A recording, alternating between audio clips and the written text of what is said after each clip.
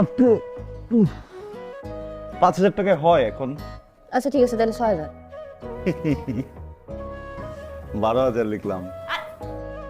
মাথা খারাপ হয়ে গেছে? 12,000 টাকা? তুমি আমারে প্রত্যেক মাসে খাবারের জন্য 8,000 টাকা দেবা, এরপর যা দেখার আমি দেখি। 8,000 টাকা, ওকে। তারপর বলো। আই হাই, ভার্সিটির খবরই তো নাই। ভার্সিটি খরচ ধরছি। ভার্সিটিতে প্রতি সেমিস্টারের জন্য আমাদের প্রত্যেক মাসে জমাইতে হইব তোমার 15,000 টাকা, আমার 15,000 টাকা, তাহলে হলো 30,000।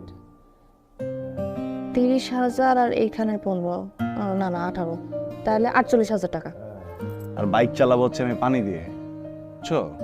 সকালবেলা পানি তুলে দিবা কুয়া থেকে, পানি বাইকে ভরে আমি ওই বাইক নিয়ে ঘুরে বেড়াবো, তাই না? কথা কইতে পারি। বাইকের তেলের খরচ 2,000। ঠিক আছে, বাইকে 2,000 টাকা তেল ভরে 10 দিন চালাবো আর বাদ বাকি দিন থেকে ঠেলবো, ঠিক আছে? 10 দিন কেন চালাবা? তুমি ভার্সিটি থেকে বাসা আসবা, বাসা থেকে ভার্সিটি কতক্ষণ লাগে আসছে? 2,000 টাকা, 1 টাকাও বেশি না। কত হইলো? 10 আর 30, 50। কি স্যার? 50,000 টাকা হ্যাঁ। তো অনেক বেশি হয়ে গেছে না? এত টাকা কই পাবো? আব্বারও তো কম যাবো না যে বাসা থেকে বের করে দিছে। কি করবো? হ্যাঁ, জাদু। জাদু? আরে বাবার কার্ড আছে না ব্যাংকের? ব্যাংকের কার্ড? হ্যাঁ, শোনো, বাপ আমাকে ছেড়ে গেছে তো কি হয়েছে, কার্ড তো যায় নাই। শোনো, পৃথিবীতে বাপেরা সন্তানদের বিতাড়িত করতেই পারে, কার্ড কখনো বিতাড়িত করবে না, বুঝছো?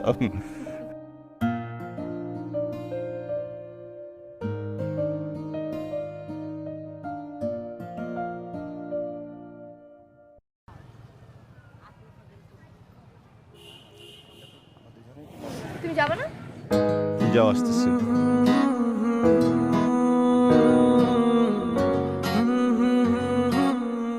দাদা এসো।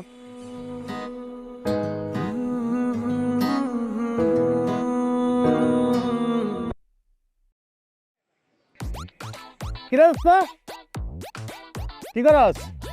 তখন সবসময় কিন্তু ফাজলামি ভালো লাগে না, যাও এখান থেকে। কি হয়েছে বন্ধু, আপনি মন খারাপ, মেজাজ খারাপ? আরে আমার কার্ডটা ব্লক করে দিচ্ছে। কার্ড ব্লক করে দিছে আর দারুণ ধরে ঢুকতে দিতেছে না। আয় তোর আমি ঢুকে যা। শাওন, ফাজলামি করিস না। এটিএম কার্ডের কথা বলতেছি, স্টুপিড। এটিএম কার্ড আটকে গেছে বুথে। তোর বাসা দেখলাম না? হ্যাঁ। তানহারে নিয়ে গেছিলাম এরপর এটিএমে, যে আমি কার্ড পাঞ্চ করে দেখি যে কার্ড কাজ করতেছে। তানহাকে তো আমি এই কথা বলতে পারতেছি না যে কার্ডটা আমার কাজ করতেছে, ও তো টেনশনে পড়ে যাবে। আমার বাপটা এমন কেন? তুই এটা নিয়ে টেনশন করতেছ? স্বাভাবিক না দোস্ত? আমি ভাবছিলাম যে কার্ড থেকে কিছু টাকা তুলে এটাতে ছোটখাটো একটা ব্যবসা শুরু করবো। ফ্যামিলিটা তো আমাকে দেখতে হবে, তাই না? বাড়ার টেনশন তো তুই আস্তে আস্তে দি, আর চাচার আমি ম্যানেজ করবো, কোনো টেনশন নাই। তো যখন মনে যখন হাতে টাকা আইবো তখন দিবি, এই ব্যাপারটা আমি দেখতেছি, কোনো টেনশন নাই। আর বন্ধু, হ্যাঁ। আমি তো জানি কি? তুই মনে কর কোনো বাসি খাবার খাইতে পারস না, তুই টাকা ছাড়া থাকবিও না। তার মানে কি তোর টাকাটা লাগবো? এই টাকাটা আইবো করতে গা আমার মাথায় কিন্তু আইডিয়া। কি দোস্ত? এখন তার কিন্তু মনে কর মোড়ে মোড়ে চিপায় চাপায় রেস্টুরেন্ট, আমরা বিভিন্ন রেস্টুরেন্টে যাবো, গিয়া ফুড ব্লগ করবো, ভেরি ইজি। খালি আমি যাই কমু, হ্যালো দিস ইজ শাওন দা মোটা ভাই, আমার সাথে আছেন রাফসান, আমরা এখন খাবো। ফালতু আইডিয়া দোস্ত, আমার কাছে একটা না খুব দারুণ আইডিয়া আছে, আমরা যেটা অ্যাপ্লাই করি 100-100 কাজ করবে। কি প্ল্যান দোস্ত? হ্যাঁ, খুব সিম্পল, বুঝছিস? তোর পাশে লাল শার্ট আছে? আছে। না না, লাল শার্ট চলবে না, লাল গেঞ্জি আছে।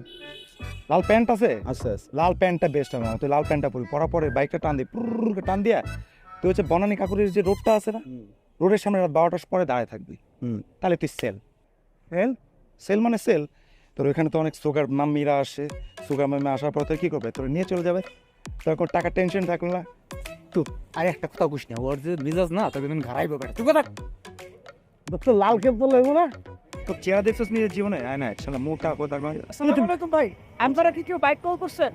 আপনি কি মাথা খারাপ হয়ে দেন না? বাইকের উপর বয়ে রেখে কল করুন গেলে ভাই। না ঠিক আছে, জান ভাই। মানে খ্যাত মারে খ্যাত, যে এনে এনে দাঁড়ায় রিক্সা হয়ে গেছে। হ্যাঁ, তোর মতো খ্যাপ মারে। বেশি কথা কইস না, এটা একটা অপবোধ অভ্যাস হয়ে গেছে। বেশি গুনিস না। তুই আসিস কে? আইডিয়া। কি আইডিয়া মামা? আইডিয়া লাল প্যান্ট বন্ধু, এই আইডিয়াটা কর কি কি আরে কি এই না মানে আমার মাথার সমস্যা ও ভাই চল চা খাই এই মামা চা দাও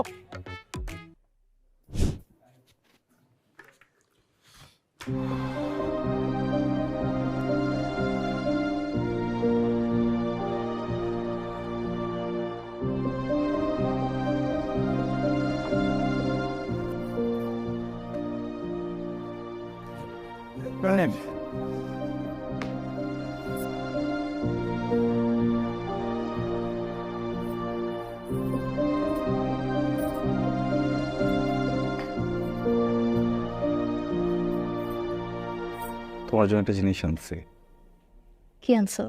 চোখ বন্ধ কর। করোনা করা চোখ বন্ধ। করছি।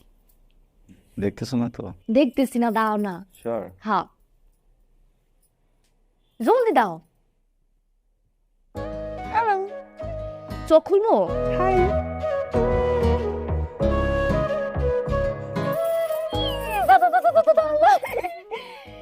অনেক কিউট হয়েছে, কিন্তু হঠাৎ করে গিফট। প্রথম কামাই তুমি